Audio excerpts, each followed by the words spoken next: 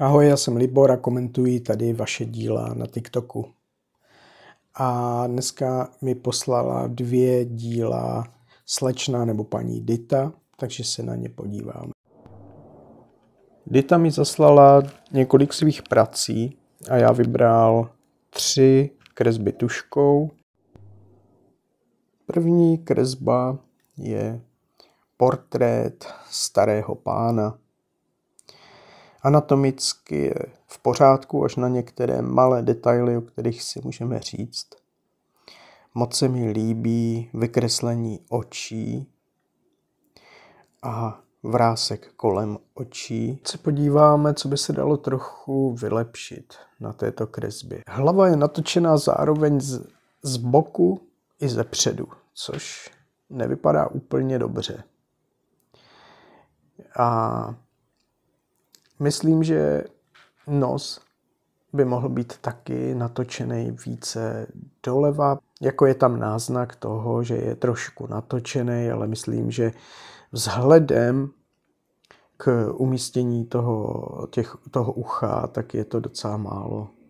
Já bych ho trošku ještě vytočil jako doleva. Další věc, která by se dala zlepšit, si myslím, jsou vlasy. Zdají se mi, že jste je trošku prostě odflákla a že byste to dokázala daleko líp. No a poslední věc, kterou bych chtěl zmínit, je stínování. Já bych klidně přidal na intenzitě stínování. Získalo by to větší hloubku. A když se tak pozorněji zadívám na ten obraz, tak jde vidět, že to stínování je prováděné nejspíš roztíráním, buď to prstem nebo něčím podobným, a chybí mi tady trošku šrafatura. Když budete stínovat šrafama nebo šrafy, tak kresby získají větší dynamiku a plasticitu. Takže to by bylo asi k tomu portrétu všechno, jinak je to velice hezky provedený.